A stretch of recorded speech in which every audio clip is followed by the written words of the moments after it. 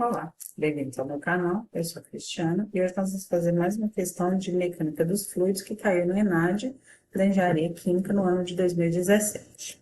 O enunciado fala assim: para abastecer um assentamento rural numa região em que a única fonte de água disponível está no subsolo, foram perfurados os poços artesianos, que produziram água salobra com densidade de 1.000 kg por metro cúbico, sendo necessária a remoção de parte desses sais para tornar a água potável. Para isso, utilizaram um permeâmetro, que é um leito cilíndrico poroso preenchido por partículas de resina de troca iônica. E aí ele mostra aqui a figura de um permeâmetro, e ele me deu o diâmetro e o comprimento desse permeâmetro. Então, diâmetro aqui, 2 raiz de 2 centímetros e comprimento de 20 centímetros.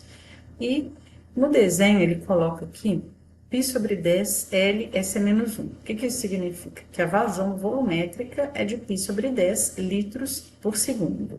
Tá? Então, a gente tem que conhecer as unidades aqui para identificar qual que é o parâmetro, né? Então, ele me deu a vazão volumétrica. Então, vocês podem observar que está tudo fora do sistema internacional. Então, centímetro, centímetro e litros por segundo. E aqui ele apresenta a curva característica, apresentando a queda de pressão, comprimento e velocidade superficial do fluido. Então, aqui na ordenada, a gente tem a queda de pressão por unidade de comprimento, pascal por metro, e aqui a velocidade em metros por segundo. Bom, ele fala, com base na situação descrita, considerando a aceleração da gravidade de 10 metros por segundo ao quadrado, avaliar as afirmações. Então, ele me dá uma velocidade, uma queda de pressão e uma perda de carga. E aí ele pede para assinalar quantas e quais são as alternativas corretas. Bom, como é que a gente vai fazer isso? Primeiro, a gente tem que calcular aqui a velocidade. Como é que a gente vai determinar a velocidade? Ele me deu a vazão e o diâmetro. Então, a vazão é π sobre 10 litros por segundo. Então, transformando para o sistema internacional, π sobre 10 vezes 10 a menos 3 metros cúbicos por segundo.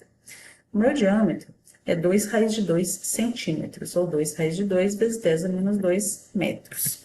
E o comprimento, 20 centímetros, ou 0,2 metros. Então, o que eu tenho? A vazão é a velocidade vezes a área. A área é a área da seção transversal. Então, ele me deu o diâmetro, então a área π deu ao quadrado sobre 4. É só jogar para calcular. Tem que tomar cuidado só com as unidades. Então, a vazão, π sobre 10 vezes 10 a menos 3, velocidade. Então, π sobre 4 vezes o diâmetro ao quadrado. 10 a menos 3 dividido por 10 dá 10 a menos 4. 2 raiz de 2 ao quadrado é 8. E 10 a menos 2 ao quadrado é 10 a menos 4. Então, eu vou cortar esse 10 a menos 4 com esse. O π eu corto por π. O 8 eu corto por 4, fica 2 no numerador. Faço pelo lado de lá. E acho que a minha velocidade é meio metro por segundo. Então, encontramos o primeiro item da lista lá. Velocidade, meio metro por segundo. Depois ele me pede a queda de pressão. Então, a gente vai olhar nesse gráfico aqui.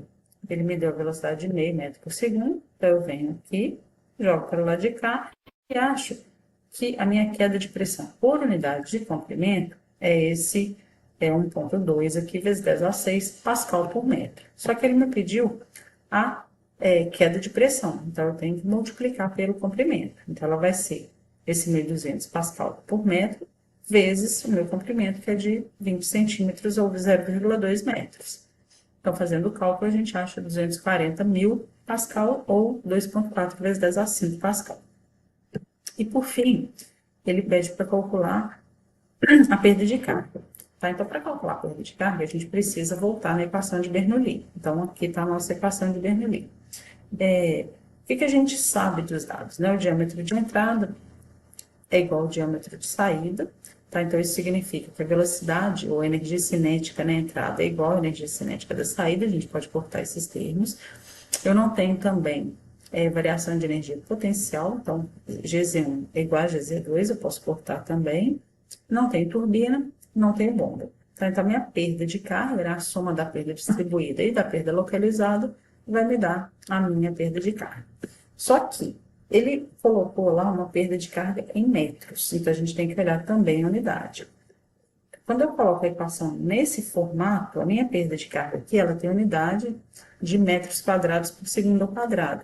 Fica mais fácil a gente olhar se pegar essa equação de cima, porque todos os termos têm que ter a mesma dimensão, a mesma unidade. Então, aqui seria a unidade da energia cinética por unidade de massa, né? Velocidade ao quadrado, então, metros quadrados por segundo ao quadrado. Para eu encontrar isso em metros, eu tenho que dividir pela gravidade. Então, vai ser o ΔP, né, que é a diferença de pressão, dividido pela densidade, dividido pela gravidade. E isso vai me dar em metros. Como eu já tenho a queda de pressão que a gente viu no gráfico, né, então 240 mil, a densidade ele falou que era 1.000 e a gravidade ele falou para trabalhar com 10 metros por segundo ao quadrado. Então, a gente encontra uma perda de carga de 24 metros. Então, quando eu venho comparar aqui os itens, né, um a um, o que a gente vê? Ó, velocidade superficial de meio metro por segundo. Então, calculei que meio metro por segundo. Queda de pressão no permeâmetro, 2,4 vezes 10 a 5 pascal. Certinho, foi o que a gente encontrou. E a perda de carga no permeâmetro de 30 metros. A gente encontrou 24. Então, é correto apenas a letra C, né? Que é apenas as questões 1 e 2. Então, a questão C seria a alternativa correta.